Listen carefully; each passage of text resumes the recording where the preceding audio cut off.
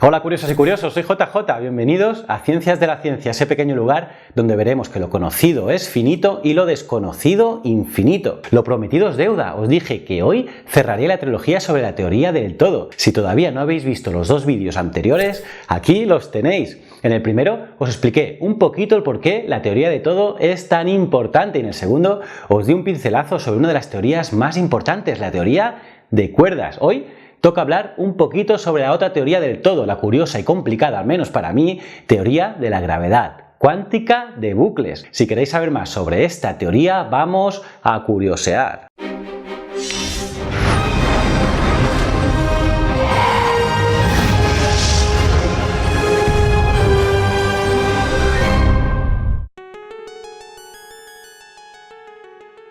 Después de haberos contado la curiosa teoría de cuerdas, hoy nos toca otra interesante teoría, la teoría de la gravedad cuántica de bucles, la competidora más consistente contra la teoría de cuerdas. También se la conoce como gravedad cuántica de lazos, o como en sus siglas en inglés, LQG, Loop Quantum Gravity. Como ya sabéis, yo no soy ni físico ni nada relacionado con la ciencia. Soy como vosotros, un curioso más, apasionado por la ciencia. Creo que esa pasión a veces traspasa la pantalla y es por eso que me muevo más de la cuenta en mis vídeos. Creo que he progresado bastante y seguro que mientras vayan pasando los meses, la evolución la iréis viendo. Pero a veces, cuando explicas algo con pasión, intenta transmitir con todas las partes de tu cuerpo. Bueno, con casi todas. Pues eso, como os digo, yo solo soy un gran amante de la ciencia como tú. Por esa razón, hay temas que me cuestan un poquito más que otros y la gravedad cuántica de bucles es una de ellas, sobre todo porque no es nada fácil entender cómo funciona la mecánica cuántica. Menos mal que me apoyo en webs tan interesantes como Naucas, que os las recomiendo a 100%, o otras más pequeñitas, pero no por eso menos interesantes, como el blog de cuentos cuánticos. En la descripción os dejo los links para que le echéis un ojo y vais a flipar. Hoy os explicaré la teoría de la gravedad cuántica de bucles y espero ayudaros en vuestra comprensión. Y si existe algún físico en la sala, que me corrija si cometo algún desliz. ¡Empecemos! Como pasa con la teoría de cuerdas, esta teoría quiere unificar la teoría cuántica y la teoría de la relatividad general. Como sabéis, estas dos teorías están enfrentadas,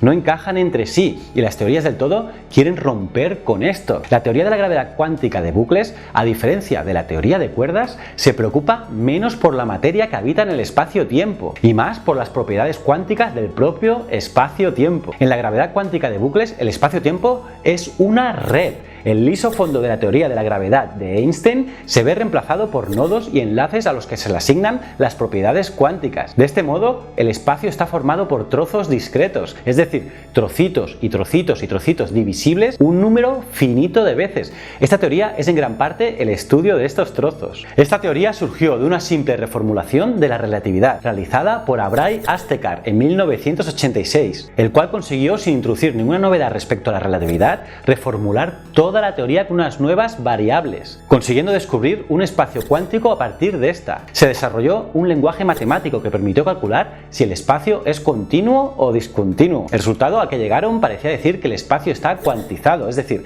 discontinuo, lo cual suponía la base de esta teoría de la gravedad cuántica de bucles, una teoría cuántica de la estructura del espacio-tiempo. O sea, como el espacio no es continuo, este lo componen determinadas unidades cuantizadas de área y de volumen. Los posibles valores del volumen y del área se miden en múltiplos de una cantidad elemental, la longitud de Planck, denominada así por Max Planck. Él inventó lo que se llama la constante de Planck y que él denominó cuanto de acción, pues este ocurre en una unidad de tiempo que llamaremos segundo. El cuanto de acción es, y os adjunto la cifra en pantalla ya que no tendría agallas de reproducirla. Esta cantidad es muy pequeña, súper minúscula, sin embargo tiene consecuencias notables. Pensad que antes de Planck todos los físicos pensaban que el mundo era continuo. Las señales de radio, por ejemplo, parecían continuas. Entonces, ¿dónde estaban estos cuantos y de qué estamos hablando al mencionar la cuantización de la energía? Ocurre que, por ejemplo, si una partícula adquiere energía, no puede adquirir una cantidad X de la misma, sino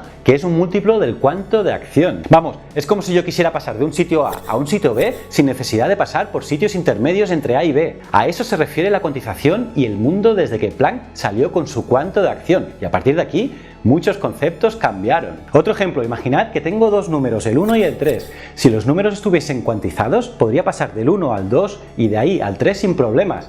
Pero como esto no ocurre en las matemáticas, para pasar del 1 al 2 tengo que pasar por el 1,1, 1,2, 1,3, etc.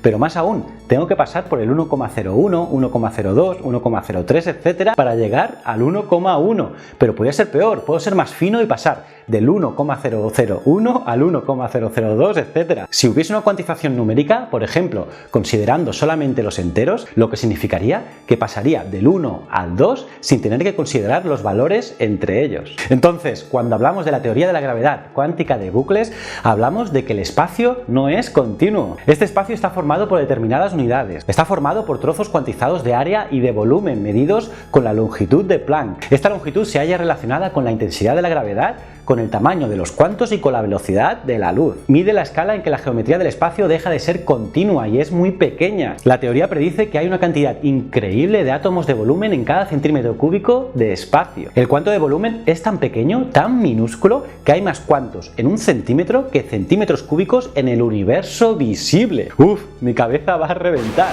Los estados cuánticos que el espacio permite están ligados a unos diagramas de líneas y nodos denominados redes de spin. Es por eso que a veces se dice que estas redes de spin representan un estado cuántico de la geometría. Estos diagramas están relacionados con una elegante teoría matemática, la teoría de grafos. La teoría dice que solo se puede obtener información en líneas de campo que en este caso son cerradas, de ahí el nombre de lazo o bucle. Esto implica una cuantización efectiva del espacio-tiempo.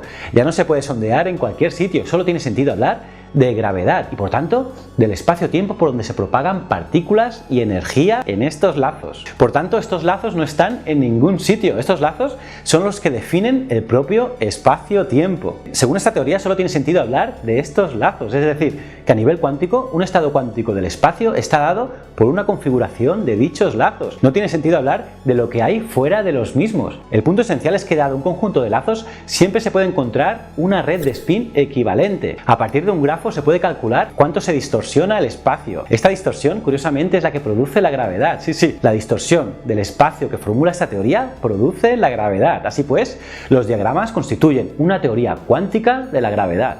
Alguna predicción realizada por la teoría no se ha cumplido experimentalmente, como que la naturaleza cuántica del espacio ralentizaría la velocidad de los rayos gamma de menor energía respecto a los de mayor energía. El telescopio Fermi ha rechazado esta predicción y ha detectado que la velocidad es la misma. Sin embargo, existe un factor favorable a la misma en su aplicación a la cosmología, pues desaparecen los infinitos que tanta pesadumbre causan en la teoría clásica. Cuando se importan las técnicas de la gravedad cuántica de lazos a la cosmología, se encuentra que la singularidad inicial del universo, el punto inicial del Big Bang, no es un punto especial. El universo fluye por dicho estado inicial de forma suave. Esto es lo que ha dado lugar a la teoría del Big Bounce o el gran rebote. Lo que viene a decir es que nuestro universo tuvo un universo previo que colapsó y rebotó en lo que nosotros llamamos Big Bang. Tremendo. Qué curiosas y curiosos, una teoría facilita, ¿verdad? Para calmar la tensión, aquí os dejo un fragmento genial y súper divertido de la serie Big Bang Theory, donde se discute entre la teoría de cuerdas y la teoría de la gravedad cuántica de bucles. Ya sabéis, si os ha gustado el vídeo, like, y si es la primera vez que apareces por aquí,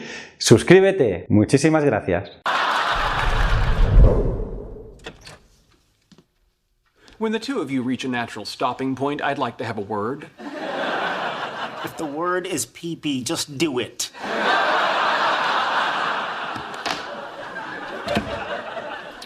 Leonard, you're my friend. And friends support their friends, apparently. So I'm withdrawing my objection to your desire to have a relationship with Leslie. Thank you. I will graciously overlook the fact that she is an arrogant, subpar scientist who actually believes loop quantum gravity better unites quantum mechanics with general relativity than does string theory. You kids have fun. Hang on a second. Loop quantum gravity clearly offers more testable predictions than string theory. I'm listening. Amuse me. Okay, well, for one thing, we expect quantized space-time to manifest itself as minute differences in the speed of light for different colors. Balderdash. Matter clearly consists of tiny strings. Are you gonna let him talk to me like that?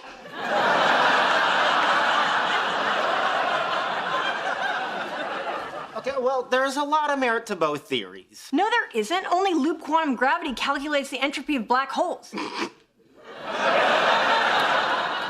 Sheldon, don't make that noise. It's disrespectful.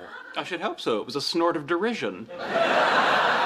You agree with me, right? Loop quantum gravity is the future of physics. Sorry, Leslie. I guess I prefer my space stringy, not loopy. Well, I'm glad I found out the truth about you before this went any further. Truth? What truth? We're talking about untested hypotheses. It's no big deal. Oh, it isn't really? Tell me, Leonard, how will we raise the children? I guess we wait until they're old enough and let them choose their own theory. We can't let them choose, Leonard. They're children. Wait, where are you going? I'm sorry. I could have accepted our kids being genetically unable to eat ice cream or ever get a good view of a parade. But this is a deal breaker.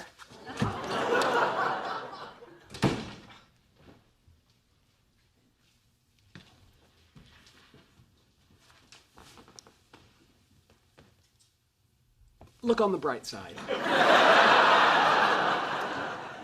What's the bright side? Only 9 more months to Comic-Con. Oh, yeah.